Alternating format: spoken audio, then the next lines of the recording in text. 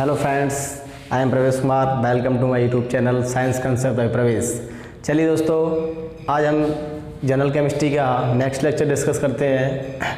यानी कि हर एक संडे को हम एक जनरल केमिस्ट्री का क्या डालते हैं, एक लेक्चर डालते हैं। और वो जनरल केमिस्ट्री का लेक्चर ऐसा लेक्चर होता है जिसमें यानी कि कोई भी व्यक्ति बिल्कुल केमिस्ट्री जानता ही नहीं है। ठीक है, अगर कोई व्यक्ति केमिस्ट्री जानता ही नहीं है तो वो जीरो से केमिस्ट्री उस लेक्चर में सीख सकता है। हर एक संडे को ये हमारी सीरीज चल रही है कि हर एक संडे को हम जनरल केमिस्ट्री का यानी वीडियो अपलोड करते हैं ना।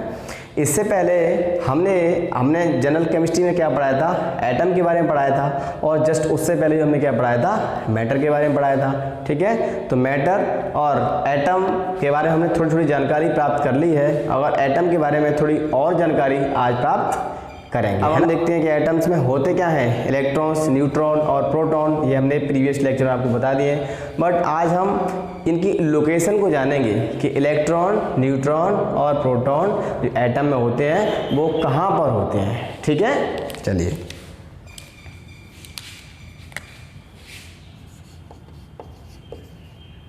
एटम यानी कि परमाणु, ये क्या होता है, it is the smallest particle of matter, है ना। ये मैटर का क्या है, सबसे छोटा कण होता है। और ये बना किसका होता है, कंस्टिट्यूएंट पार्टिकल, यानी इसके संघटक कण। संघटक कण क्या होते हैं, हमने पहले जान चुके हैं, इलेक्ट्रॉन, प्रोटॉन, न्यूट्रॉन। ठीक है, मान लिया ये मेरा क्या है, ये मेरा क्या है, एटम है ना। ये एटम है और इसके बारे में क्या है, बीच में क्या है, इसके बीच में ये न्यूक्लियस है ना। न्यूक्लियस मतलब नाभिक। ये क्या होता है इसके बीच में, नाभिक। और ये रिंग वाला ये क्या है, सेल। इसको हम बोलते हैं कोश, कोश या फिर ऊर्जा स्तर, ऊर्जा स्तर। ठीक है, तो ये होता है हमारा एटम। अब इसमें जो इलेक्ट्रॉन, न्यूट्रॉन और प्रोटॉन की जो लोकेशन कहाँ होती है, न्यूट्रॉन प्लस प्रोटॉन ये दोनों कहाँ होंगे, न्यूक्लियस मतलब परमाणु के नाभिक में, परमाणु के नाभिक में। ठीक है, क्या होते हैं, न्यूक्लियस पर प्लस प्रोटॉन क्या होते हैं नाभिक में, न्यूट्रॉन प्लस प्रोटॉन कहाँ होते हैं, न्यूक्लियस में होते हैं। ठीक है, अब बात आती है किसकी, इलेक्ट्रॉन की, है ना। इलेक्ट्रॉन, इलेक्ट्रॉन ये कहाँ होते हैं, कोश में, कोश या फिर सेल। अब ये क्या होते हैं, सेल मतलब ये चारों ओर चक्कर लगाते हैं। ये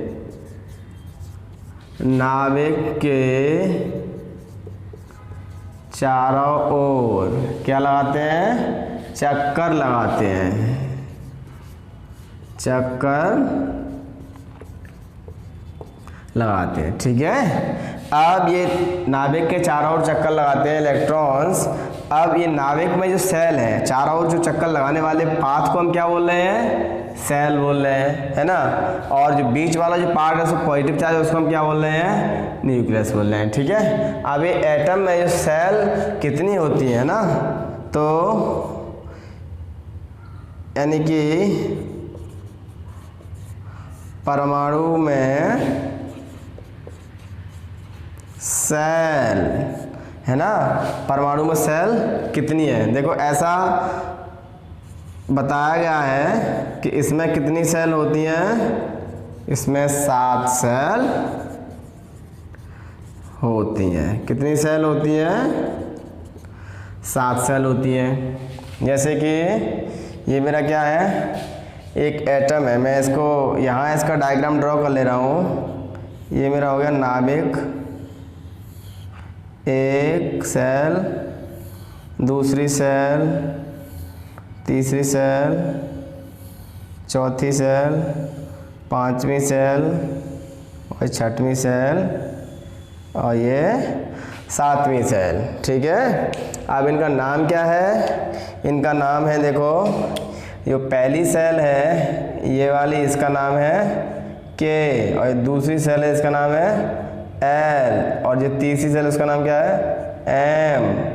फिर ये जो चौथी सेल है एन, और ये पांचवीं ओ, और छठवीं पी, और ये सातवीं क्यू, यानी K L M N O P Q. यानी कि हमें के से अल्फ़ाबेट इंग्लिश का अल्फ़ाबेट स्टार्ट करना है और वो कहाँ तक, यानी कि 7 तक काउंट करना है। ये क्या होती है? यानी कि सेल का नाम है। क्या नाम है? सेल का नाम है। किसका नाम है? सेल का नाम है। यानी कि परमाणु में जो सेल की संख्या होती है वो कितनी होती है? 7 होती है। ठीक है, चलो वो कौन कौन सी सेल की संख्या होती है? यानी कि सेल का नाम, सेल की संख्या तो होती है 7 और नाम क्या होता है? K L M N O P Q. ठीक है, यानी कि पहले नंबर की सेल है ना, और ये एल दूसरे की है, और ये तीसरे की है, और ये चौथे की, और ये पांचवें की, और ये छठवें की, और ये 7वें नंबर की सेल होती है। ठीक है, चलिए अब हम देखते हैं इन अलग अलग सेल में इलेक्ट्रॉन्स की संख्या कितनी होती है। ठीक है, अब किसी भी सेल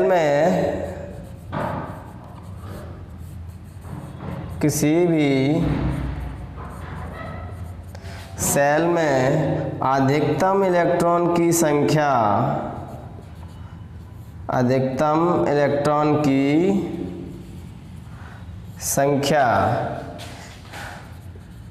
2n² के बराबर होती है। किसके बराबर होती है? 2n² के बराबर होती है। यहाँ पे n क्या है? सेल की संख्या या फिर क्रम, यानी कि कौन से नंबर का सेल है? 1 2 3 4 5 6 7। ठीक है, तो हम यहाँ पे क्या लिखेंगे? The maximum number of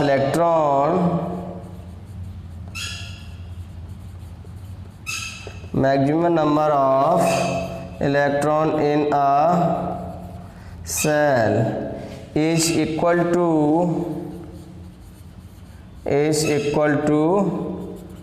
2n²। किसके इक्वल हो जाएगा वो? 2n² के इक्वल होता है। ठीक है, चलिए थोड़ा स्पेस बना लें।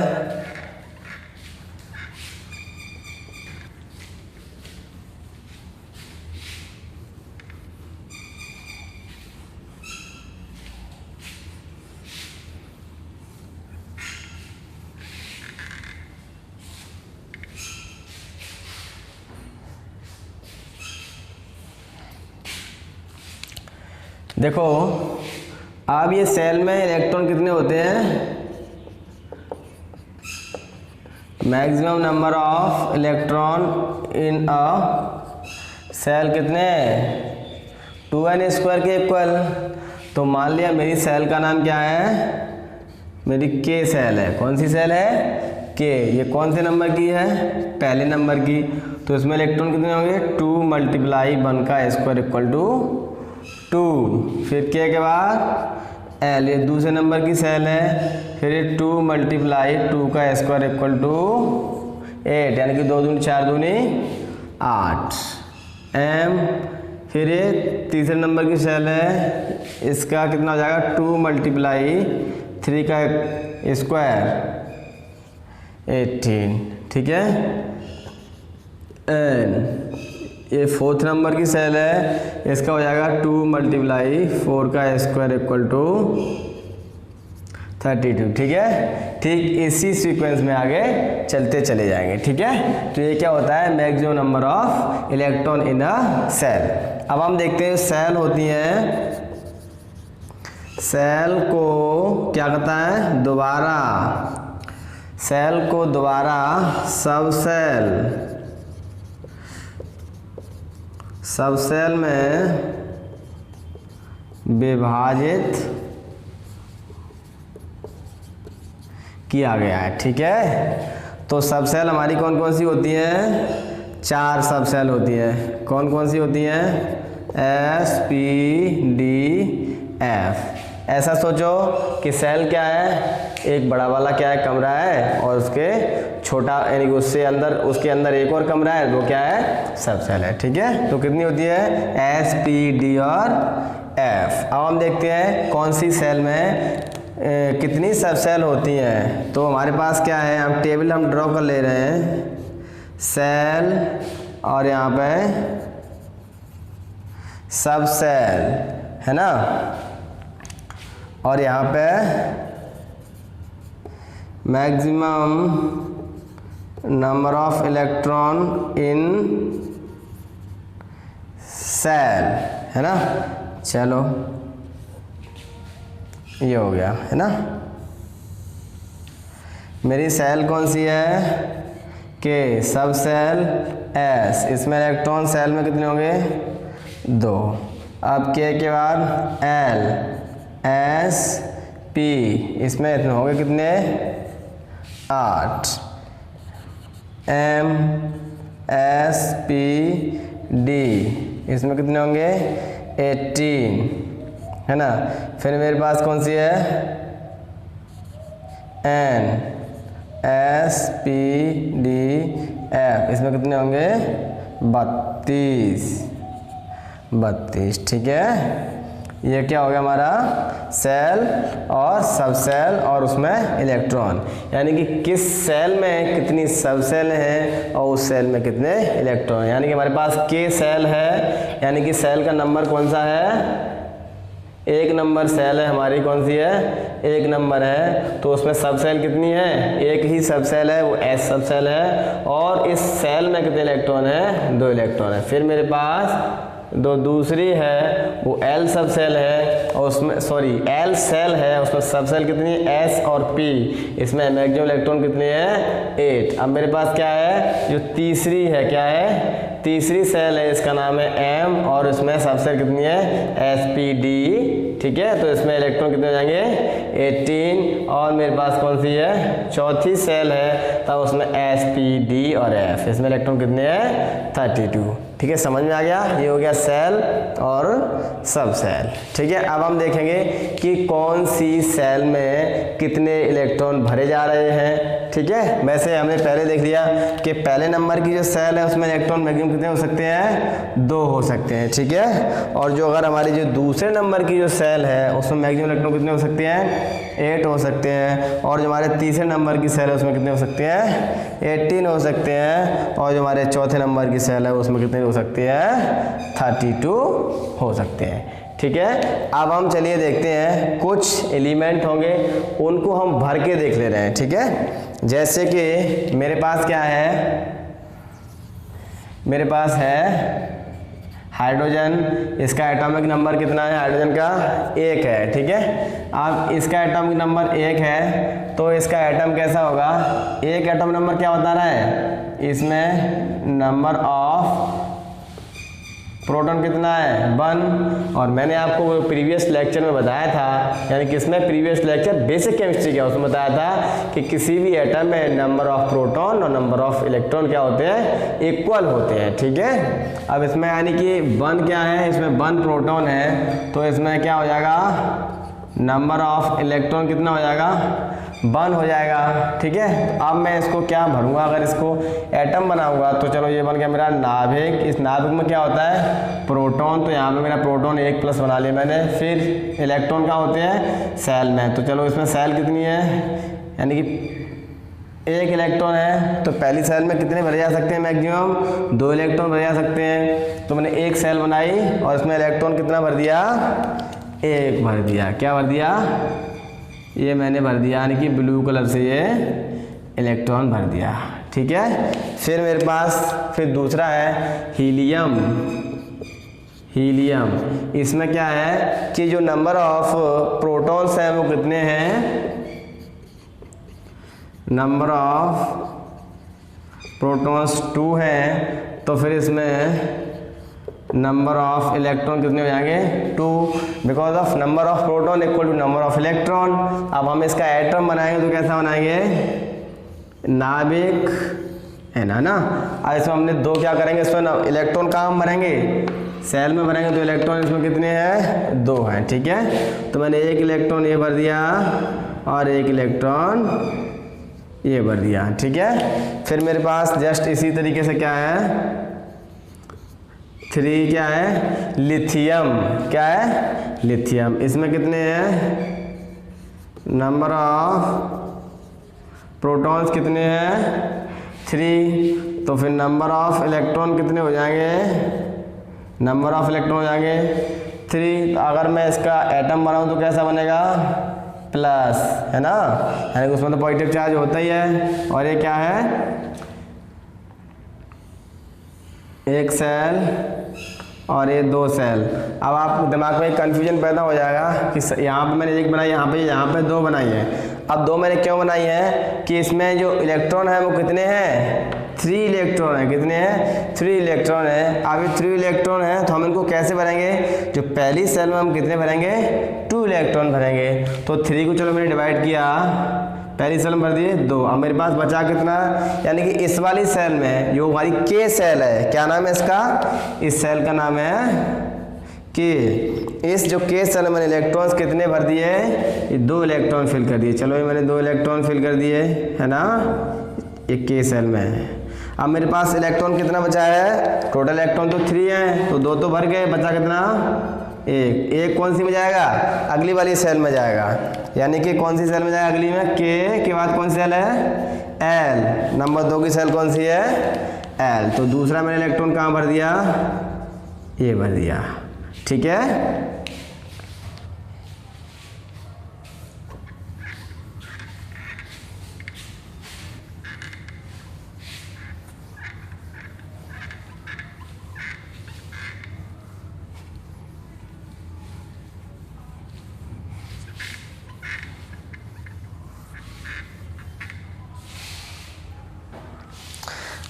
है ना।